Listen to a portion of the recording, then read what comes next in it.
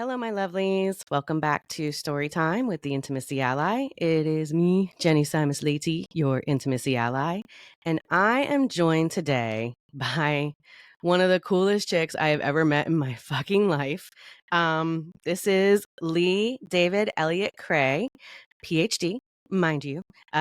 She goes by she, they, and I just love that they are out there normalizing pronouns. It's one of my big heart things. Um, so Lee is a sexologist, an author, a coach, a consultant, an educator specializing in gender, sexuality, and relationship diversity in a neuro-inclusive framework. I mean, like that in itself was like a whole episode, right? And she is the founder of Transcendence Coaching, through which she assists clients as they navigate issues of identity, authenticity, community, and meaning. And really, Lee, I just want to thank you so much for coming on today. And I kind of want to like just throw it at you to talk a little bit about how you came to this work. Yeah, well, thank you so much for having me on. It's really a pleasure to get to chat with you and about this stuff because this stuff's really important. And I'm a Leo, so I like talking about myself. So yeah, how did I get into this work? It's tricky because I don't really know when I started doing this work because I don't know what the boundaries of the work are, right? Like Mm. there's the professional aspect, but then there's just the work of showing up in the world and being visible, which is like just as important. And I'm not sure when that started for me, but I'll give you the simple version. Okay. Um, Basically, I was a trained academic. I was like living the university life, when uh, I grew up, kind of. I grew up in rural Pennsylvania in a pretty conservative town, and then went to college, went to grad school, and then entered this sort of like professor pipeline. And Mm-hmm. throughout that whole time, I was kind of masquerading as a straight cis man because that's Mm-hmm. what the world my whole life had told me that I was. So, you know, academia, people think it's full of all these like lefty liberal professors. It's not. It's a really remarkably conservative set of institutions that really doesn't tolerate a lot of deviation from norms. So when I did finally recognize myself and come Mm-hmm. out as trans, it made my continuation in academia very difficult. Okay. And this was right around the time of Black Lives Matter. This is right around the time of COVID. And I became pretty disillusioned with the whole system. So right after I got tenure, I quit because that's what you do, right? And Of course. made a career shift into working with gender and sexual minorities, the LGBTQI plus community, the queer community, whatever we want to call them. And I Mm-hmm. joined up with this company called Charlie Health, which is the largest virtual provider of intensive outpatient therapy in the country. And I eventually started directing their LGBTQI plus program and worked with so many queer kids, queer young adults, worked with so many therapists, other care providers, and got to do a lot of really cool stuff. And when I felt like that program was sustainable, I kind of shifted further and expanded out and now do contract work with a bunch of organizations. Mm-hmm. But that's what I did. What got me into it, I would say, is this sense that it wasn't optional. Mm-hmm. Um, there was a sense of urgency. Like when I first came out, I there was this sense of like I can't sit still anymore. Okay. My community, the trans community, and other communities I'm a part of are being targeted, and I have a little bit of a platform. I'm good with some of the things that I do, so I felt this sort of, I don't want to say requirement, but I mean kind of a duty to enter into Mm-hmm. those spaces. Mm-hmm. And I was very lucky and privileged enough to be able to do it professionally. Uh, Mm-hmm.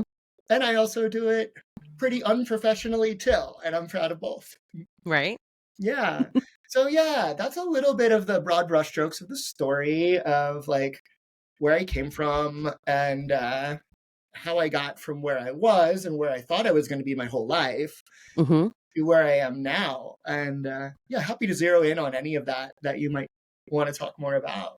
Okay. Yeah. I mean, really, I would love to know kind of when you knew or how you knew that it was safe, maybe, for Yeah. you to start making that transition. Yeah. So it was never safe. It was never. Yeah. I mean, I transitioned when I was living in Texas. Um, Oh, shit. yeah. Okay. And I should say I started my transition when I was living in Texas because Mm-hmm.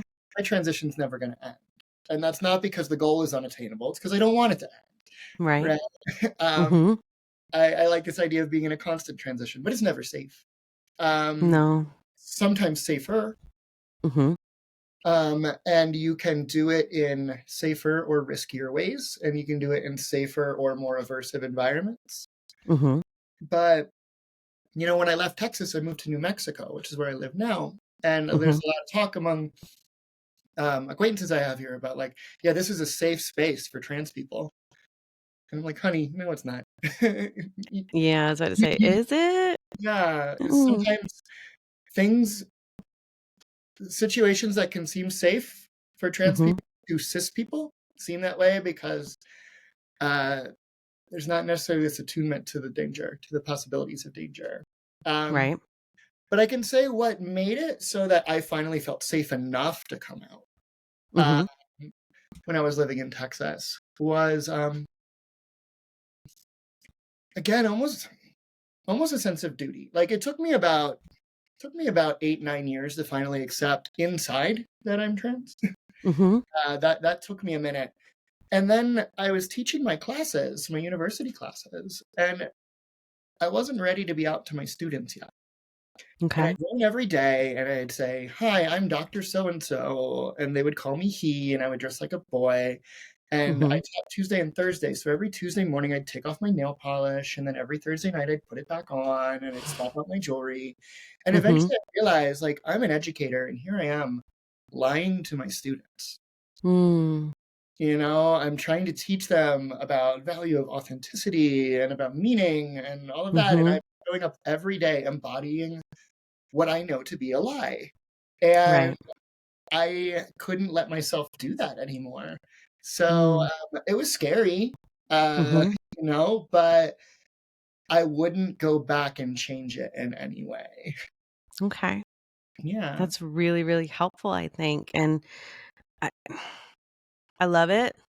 I'm glad that you found that urgency, that Yeah. kind of need to do Hmm. it, because I do think that others will benefit from someone who is in this position of, you have a PhD, you're a college professor, you're like bonded and insured, as it were, and to see someone who has that kind of accolades be able to do this and feel free enough to do this, like, I just feel like that's one of the greatest acts of love that Yeah. there can be. I Thank I you. really do. It's very moving, and I'm hormonal as hell, so sorry Your if I start getting weepy on you. accent's doubled my dosage, so Oh, shit. So I feel we're it. Um, we're you know, probably similar. I really appreciate that, and I also think it's important to note that I was really my situation is not the situation of the struggling teen whose parents are not supportive. I mean, my parents are not supportive, but I came out later in life, so it's a different situation. Mhm. But I transitioned from a place of comparative privilege, um, Mhm. and I had resources and I had health insurance and all of that. Mhm. Um, and I think it's important for me and for anyone to know my story to recognize that. And again, that's part of the urgency. I do have that privilege. So Mhm. as a result, I can stick my neck out a little further to advocate more loudly for the folks who maybe can't or Right. aren't ready to yet, And it's not like I want to be their voice because I don't like that. Because Mhm. being their voice involves talking for them or talking over Mhm. what I want to do for, those less privileged trans folks, the trans folks who aren't university professors, don't have health insurance, Right. Who are aren't adults, who need Yeah, to ask somebody for permission to do exactly. anything. Yeah. I want to use my voice to listen to what they say and then to amplify it. Mhm. To speak with them rather than, over them or for them. Yeah, that's beautiful, and that's wonderful. And so I do have questions about, I guess, what brought this next question Yeah. was actual family members Mhm. in, some red states, Mhm. talking about how the local news are saying that, like, teachers are making kids turn trans and, like, get gender reassignment surgery, and I'm like, "I don't know where this came from, but it's not like it like, that doesn't work that way." Mhm. Um, when you hear things like this, you are a research person. Like, Yeah. what do you want people like me to fire back with? Or is there something I can say, like, seriously, like, there's black and white research right here. You need to calm down. Yeah. I actually would suggest a different approach. Okay. Um, because when we look at the psychology of echo chambers, Mhm. the thing that causes people to retreat further into an echo chamber is sort of presentation of facts and research from the opposition. Because part of being in the echo chamber is this systematic distrust of Mm. those voices. Mhm. So I would recommend the first thing we need to do is rebuild the trust, and we do that through a values connection. So when we Okay. find someone who's really like, thinking, "Oh, my TikTok made my kid trans," Mhm. we can connect with them. We'll get to the facts and the research, but we start by being like, "Hey, it sounds like you really care about your kid." Okay. Like we build that connection with them, because what that does is it builds that bridge of trust. It rebuilds that bridge of trust that the echo chamber has damaged. Mm. We got that, then we can be like, I was reading this thing and I want to know what you think about it. Like, is it that TikTok made your kid trans, or that your kid gravitates toward that content because it makes them feel safe and seen? Mhm. Kind of like when I was in high school, like sitting at the nerd table didn't make me a nerd. I sat at the nerd table because I was a nerd, and those were my people where I could Right. go and feel safe. Mhm. So, propose that, like, that build that values connection, and then those little suggestive reframes. Uh, Okay. I used to do support groups for Mhm. parents of queer and trans adolescents, and some of the parents came in and they were like, they had done all their homework, and they were ready to Mhm. go. But others were really skeptical. Mhm. They were really sort of resistant. And the strategy there, yeah, would always be take a session or two to just hear them as a parent and make it clear that you're both aligned in helping their kid. You might have Right. disagreements in what help looks like, but really reaffirm that shared goal. Right now, Mhm. of course, there's some people who are going to be beyond the pale. Some people who are beyond reach, who I don't know. At that point, if they're not gonna listen to that, they're not gonna listen to the research either, Mhm. because they're sad. This is part of their identity, this anti-queer internalization that they've made, which I think usually comes pretty deeply from a sense of fear and personal insecurity. Mhm. But with those people, then you can maybe just shift to a more cautionary model of like, how do I mitigate the harm that they're doing rather than stop them from doing it. Right. Yeah. I guess one another thing that pops into my mind, that was in conversation was, the grandparents. Yeah. The grandparents of kids who are, feeling supported by their parents, by other adults in their lives, by their friends, to be able to come out as, queer, non-binary, trans, what have you, Yeah. and then having this one person who's like, "Nah, you'll always be a girl to me." Hmm. And the effect that that can have on that kid and that relationship. but also how interesting I found it, like in particular in one situation where there were other trans members of the family, and Uh, that was fine yep. as long as it was not the granddaughter. Do you Mhm. have anything that you want to share on that level of things? Yeah, that's a really good question, and it's a tough situation, especially when it's like the person is singled out, you know, Mhm. because that also shows like a special significance to that connection. Uh, Mhm. and the person in the sort of more dominant familial role, the grandparent there, is holding on to something. Mhm. I think, you know, with older family members, there is a lot of tendency to like just let things slide and be like, well, that's just grandma and grandpa. And this is nuanced. As people age, sometimes they do, cognitive function starts to deteriorate. This is a fact of life. Mhm. It can happen younger too. And do I think in situations like that, people get a pass? Maybe a little bit. Yeah. Yeah. Mhm. But I think in general, this idea that because someone is older, we shouldn't expect them to keep up with the times. I think that gets a little overstated. I know a lot of octogenarians, septuagenarians who are fluent in they them pronouns because they care to be. Yeah. They can do it. And it's kind of like whenever I meet anyone right now who's like, they get flustered and say they're still learning pronouns. It's like, honey, you've known about this for a while. Right. You've had time. Don't wait until your kid comes out to start thinking about this. Like, start learning this stuff because there are people like this in the world, whether Right. or not they're in your family. But I think like having that kind of expectation and maybe other supportive members having that tough talk with the other family members and being like, hey, this is family. And family means support, and support Mhm. means accepting and understanding this. Right. Maybe not understanding, because understanding can be a tall order. I don't even understand what it means to be trans, Um, because it's not the sort of thing that's articulable like that. But then also with the special connection thing, Mhm. Which I found so interesting and that annoying at the same time. So, is yeah. really hard, like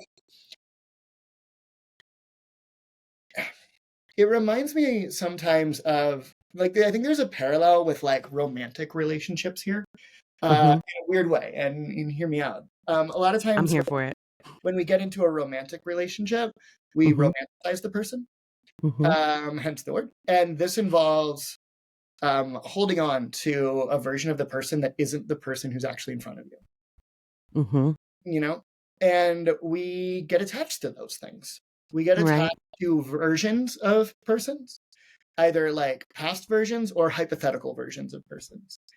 And then we don't acknowledge and validate the person as they actually are. And instead, we want them to be that person that we project onto them. And that sounds Right. like happening there.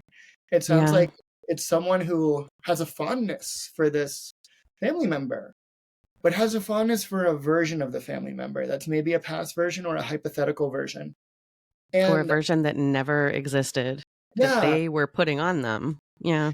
and when we think about like love, there's this cultural idea of love as like, you know, um, well, there's a lot of different ones, but my favorite one is we get from Bell Hooks, who gets it from F. Scott Peck and other folks from previously. That Mhm. to love someone is to have this will to extend yourself for the sake of their spiritual growth. And spiritual there doesn't have to mean religious, just like their Mhm. existential growth, their well-being. And I think like if you love someone, you're going to be there for their shifts, their transitions, their fluidity, gender or otherwise. Mhm. To cling on to a version of them um, is not loving. It's a form of domination, like the bad kind of domination. Mhm. And gaslighting. It is, yes, Yeah. absolutely, yeah. Gaslighting in this Telling them that you know better than they do about themselves. exactly, yeah. This sort of like I see you as you really are, and I see you more authentically than you see yourself, and that I can say as someone who's endured a lot of that. Um, Mm. that's harder than the overt transphobia and the hatred and the bigotry. Like that stuff is easy, Mm. because they're like, where those people stand, you know? Mhm. But when it comes from inside the house, where it's that sort of like transphobia disguised as love and support, Right. that's the stuff that wounds you even more deeply. Yeah. Mhm. I wanted to talk about that because I think it's important because I do think that that is a message that is happening. You might be in this very progressive home and I've seen a lot of my friends whose kids are, between, I don't know, 8 and 16 years old in the last few years have had this freedom and the support to Mm, be who they are, and it's fucking amazing. I yeah. love it. I'm so happy that I have the friends that I do who, and I know they wouldn't be assholes, but just, maybe Mhm. once, maybe there's somebody who creeps in, but no, no, no. They've all been like really supportive and like, have no problems, helping their kids get access to the things to help them support who they are. Right. Yeah. But then I hear about the aunts and the uncles and the grandparents, and I'm like, it's damaging whether or not it's happening in the house or not. It's damaging, and I worry, Yeah. because I don't want these kids thinking it's okay to be me as long as I'm not around this person. Then I should hide who I am. Yeah. And Yeah. the number of even trans adults I know who struggle with exactly that, who struggle with, yeah, I haven't seen my family in 10 years and I have to go to this funeral. And my aunts and uncles, they don't know. Mhm. Like, because this is a problem that can start in youth. Mhm. But it absolutely haunts trans adults as well, and it can be a haunting that follows them from childhood, even throughout the rest of their life. I know some trans people who never take that step. I know some trans people Mhm. who, so and sort of appropriately fear, um, and anticipate rejection and invalidation from aunts and uncles that they kind of just drop out of the whole system. They're Mhm. just like, well, I'm not even going to bother with this because I know you're going to not accept me. So you don't even get the gift of me telling you. And I Right. think that's an important thing for all trans folks to remember is that, you know, coming out is a heteronormative notion. It's a cisnormative notion, I should say. This Mhm. idea of coming out of like, you're in hiding and it's this big rite of passage when you present yourself to all the other people around you who then have the option to either accept or reject you. And Right? we don't owe that to anyone. Uh, No. so when it comes to some of my family, I won't say I haven't come out to them because they can Google me. Right? They can figure it out. But I haven't invited them in. Mhm. Um, I haven't invited them into this person who I actually am Mhm. because I've not seen reason to. Yeah. Invitation into a life, and especially a beautiful life like a trans life, because trans people have a wisdom and an insight that is particular. And I'll stand by that. It sounds like a generalization, but there's a Okay. perspective we tend to get, and not everyone earns that invitation into that special wise person's life. Right. Yeah. So, I think something else that has struck me is the bathrooms stuff. I know that Yeah. people are not talking about it as much as they were because, we got other shit going on. Uh, Mhm. you know, Gaza and Trump trials and what have you. So people aren't Yeah. stuck on bathrooms right this moment, but you hear it. You hear it a lot. And as a mother of a child who cannot enter a bathroom, who is the opposite sex, he can't go to the bathroom without me because he's nonverbal on the autism spectrum and doesn't know safety in a bathroom. So if there's not a family bathroom, I am fucking going into my gender inappropriate or his gender inappropriate bathroom. What the fuck ever. Mhm. My big thing with people saying, "Oh, I don't want trans people in the bathroom with me," and blah blah blah blah blah is like they're already there. Mhm. They're already there, and they're not bothering you. And I just it drives me a bit insane. I'm sure not nearly as insane as it drives you.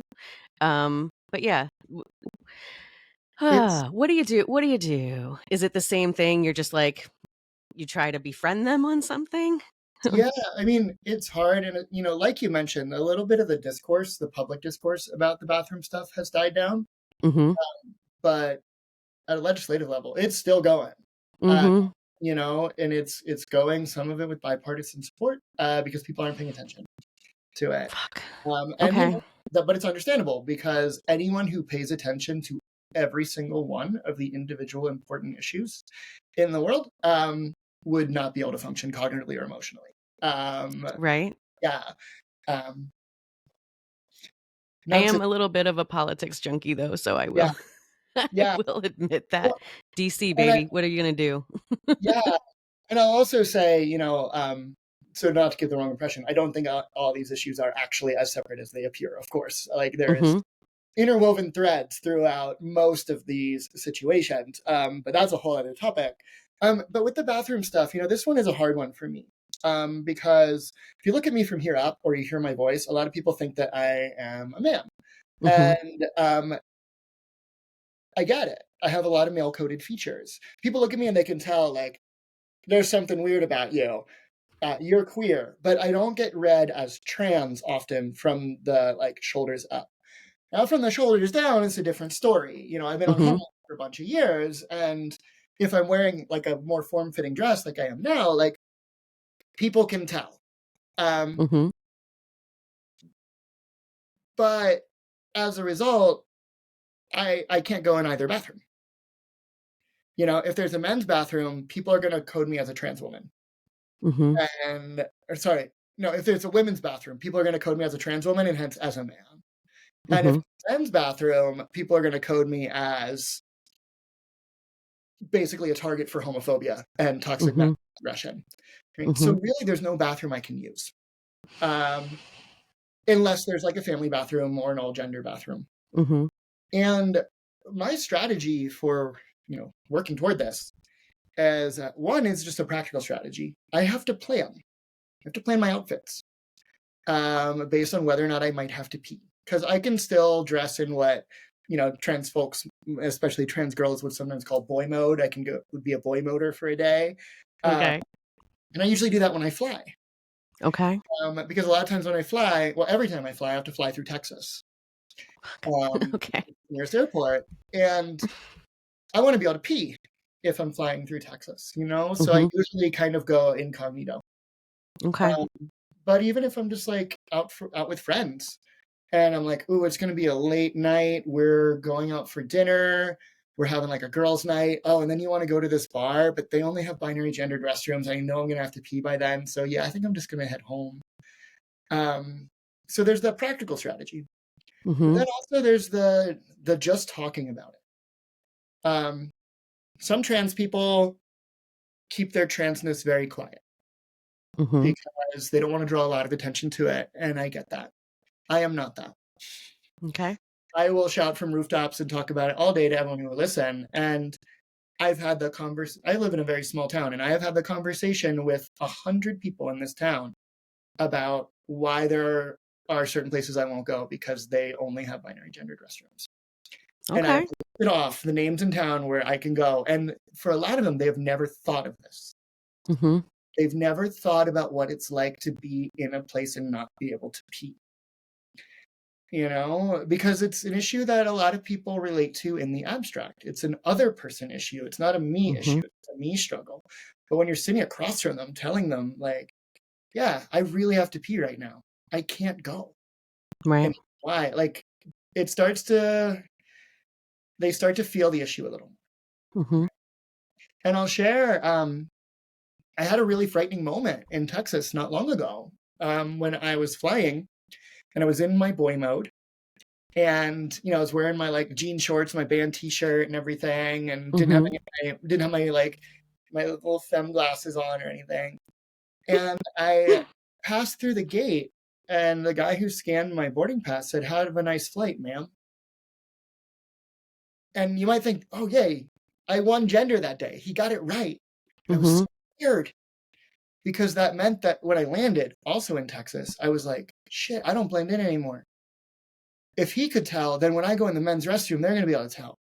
And Mm. now even in boy mode, I can't pee, so like, Shit. yeah. So I Mhm. think the sharing of stories like that is super important, Mhm. because there are so many nuances of the situation that like folks don't consider.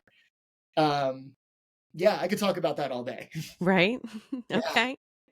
Now, I wanna get back a little bit to politics, yeah, and because I think that that is having a profound effect on trans youth, yeah, queer youth right now. And I know that you've looked into this, that yeah. you've done research. So I would love to know your thoughts on how many fucking bills are getting introduced and what that means. Yeah, so there have been more bills in 2024 than any previous year, and there were more bills in 2023 than I was any about to say, previous. so it's just getting worse. It's global warming, right? Yeah, there are hundreds, and they attack different aspects of trans and queer experience and identity. And yeah, it's a lot. And organizations like the Trevor Project and others have done studies and polling, Mm-hmm. and even this discourse or the threat of this legislation passing has a negative effect, a profoundly negative effect on the mental health of queer folks, especially queer youth. Mm-hmm. You know, Mm-hmm. noticeable, traceable increases in, say, suicidality, in self harm, in Mm-hmm. anxiety, depression, lack of sleep, lack of hope. Right? Right. Now, when I think of politics, I think I take a broader scope than just like voting Republican, voting Democrat. I think that's a very narrow kind of US centric view of politics. It's one we need Mm-hmm. to be mindful of because it really affects us. But the realm of political action is bigger than that. And I Mm-hmm. think part of what we need to do to support kids is, and I say this from lived experience, prepare for our politicians to fail us Okay. and build at a grassroots level communities of care. Okay. Work together at a horizontal level because real change here comes from us and our neighbors, and we don't have the luxury to wait for it to be handed down from above. Right. There's a slogan in queer community and elsewhere of, we protect us, Mm-hmm. So maybe your school bans trans kids from sports. Mm-hmm. Start your own community trans kickball league or inclusive kickball league, or like get out there, and we don't need institutional affirmation or permission to do a lot of this work. We can just do it. Mm-hmm. And I think encouraging people to think, what can they do in their community for the people near them? uh, Mm-hmm. that's huge. um, Right. and when it comes to political involvement, voting for Biden isn't going to help trans people, Mm-hmm. because I have lost a significant amount of my autonomy and everything under Biden, as have Crap. lots of femme people and women in the country. Mm-hmm. Um, so I think voting in that direction doesn't give me a lot of help Mm-hmm. or a lot of hope, but lower on the ticket, thinking about your mayor, thinking about your school board, thinking about Mm-hmm. local representatives, like really pay attention to that and hold their feet to the fire, like Mm-hmm. go to the town halls, and if they don't give you a voice, speak up, Mm-hmm. um, in ways that might be a little disruptive, because Right. kids' futures and well-being are at stake. And Mm-hmm. just going through, and hoping, that if we just show up every 4 years, it's going to magically get better. I just think that's really naive. Mm-mm. And it hasn't worked so far, It right? hasn't. It hasn't. Mm. A lot of No. people I see sort of weaponizing trans identity, and they're like, look, if because Biden's approval is pretty low right now. Mm-hmm. And a lot of people are like, but if you don't vote for Biden, like it's going to suck for trans people. Mm-hmm. And I've never heard a trans person say this, Right. You're like, but it because already kind of it does. Like, we have all does. these things already happening and he's here. Yeah, So, yeah. So I get the argument. Like, would things probably be worse under Trump? Yeah.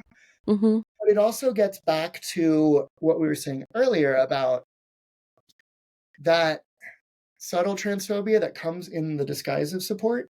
Mm-hmm. is much harder to deal with than the outright bigotry. Mm.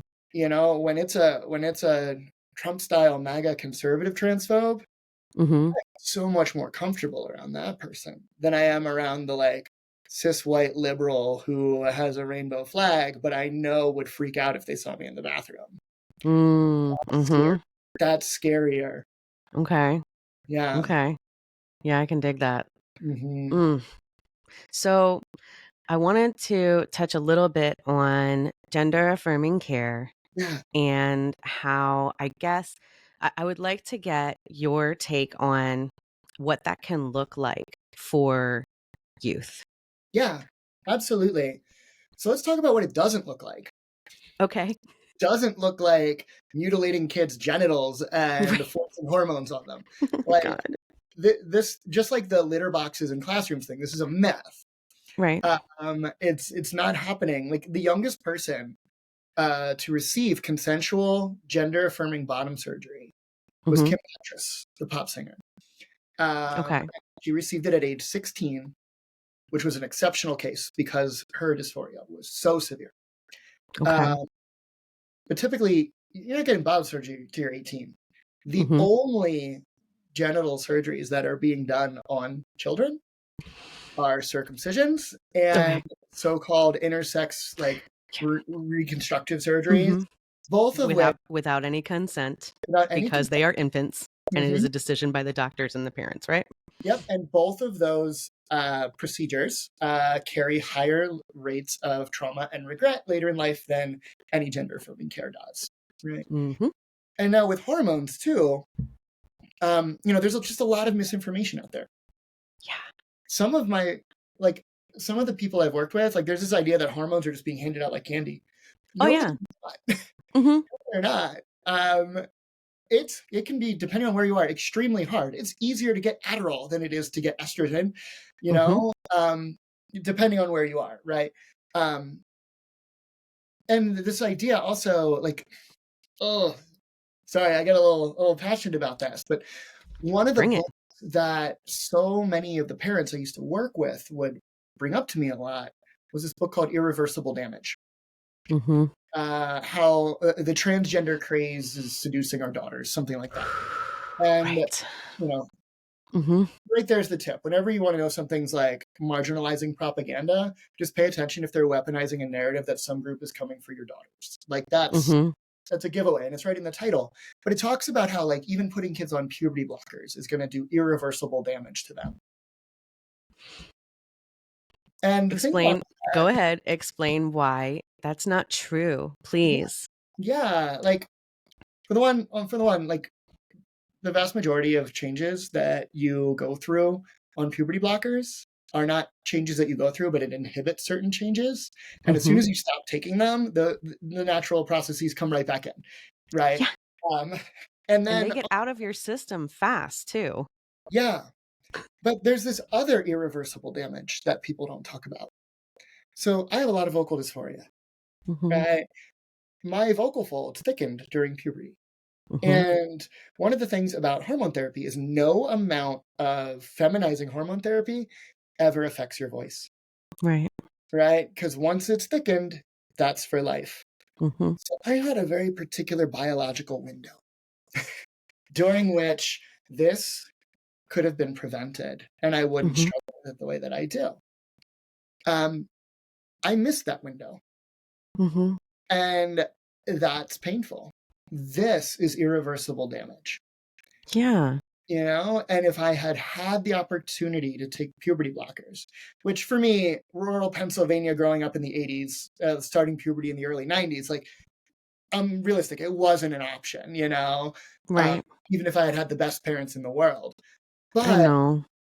I look back on it and it's like, yeah, you need to think about not just the permanent change that comes from you know kids doing or taking puberty blockers or hormones. You need to think Mm-hmm. about the permanent change that comes along with them not doing it too. Mm-hmm. And that gets left out of the equation so much. And the reason is because, of course, people treat cisgender as the default. Right. Yeah. Yeah. And I just think like what you said about it's easier to get Adderall, like they are handing out SSRIs, SNRIs, you Mhm. know, Adderall, or, Xanax, like fucking candy to kids left and right. It's gotten worse since the pandemic, as far as I'm concerned. I don't have the research, but it just seems like everyone is on something. Yeah, And I feel like there are some kids who are getting lost in the sauce there who would do better or have better outcomes if they could be allowed to have that extra time to yeah, see if they are ready to turn into who they are, biologically assigned to be, or if it is going to go a different way, can they have that extra time? absolutely. Some of the restrictions that um, have been talked about or in some cases implemented are like, in order to get on gender affirming care, you first have to prove that you're not depressed, you're not anxious, and you're not autistic. And it's like, So and who's left? well, like, never mind the fact that gender dysphoria can cause or exacerbate depression or anxiety. And also, autism and gender dysphoria correlate pretty strongly uh, Mm-hmm. for a whole lot of reasons. And you also can't cure autism. Nope. Um, but the people writing this legislation, they know this. Mm-hmm. Like this is not unintentional. It's a way of seeming like you're creating an actual avenue toward affirming care. So you're there to support the trans people. Mm-hmm. Then you make that avenue impossible.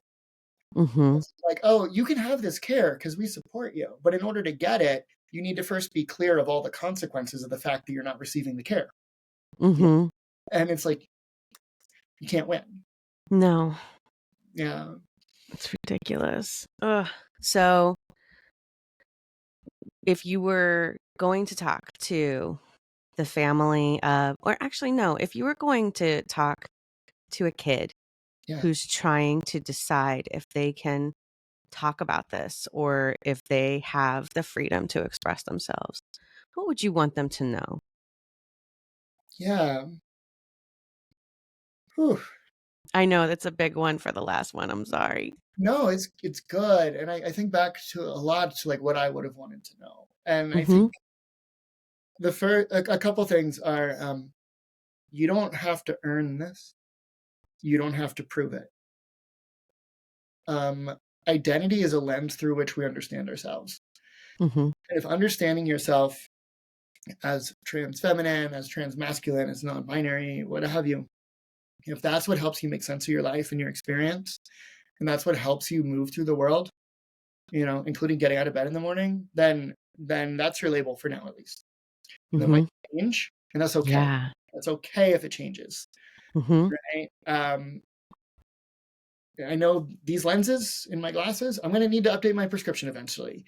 And that's okay, right? Mm-hmm. I know some younger people feel like in order to be the gender that they are, in order to be the gender they are, they have to do something. Mm. And no, like you don't have to change and follow any particular script, Mm-hmm. right? So if you are a young non-binary kid, you don't need to worry about whether your name is non-binary enough. You don't need to worry about whether or not your outfit is non-binary enough. Like if you're Mm-hmm. a non-binary person, your name is non-binary. You Mm-hmm. know, if you're a non-binary person, your outfit is a non-binary outfit. And Mm-hmm. this is how I get through my vocal dysphoria. I remind myself that yeah, I'm a girl, so this is a girl's voice. Of course I sound like a girl because I am one. You There you know. go.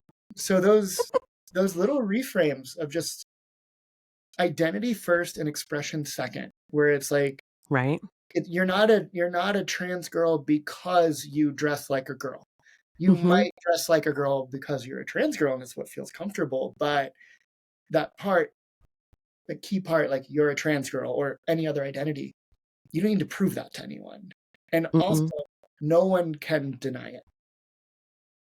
Yeah. So someone can try to invalidate you, but when they do, they're speaking falsehoods. Mm-hmm. So if someone says you're not really a girl, it's like, okay, yeah, you think the moon is made of cheese too? Like, okay, so cool. What other false beliefs do you have? The fact that you believe something false has no bearing on me. Mm-hmm. Now, it's different when it's family, of course. Right. But what I remind, this is a tough lesson, but um, for kids who really struggle with family, um, Mhm. chosen family is a thing. Yep. It's very real. And I think back to the original version of that phrase, blood is thicker than water. Yeah. The original phrase is the blood of the covenant is thicker than the water of the womb. Uh, Huh. it means the exact opposite. Right.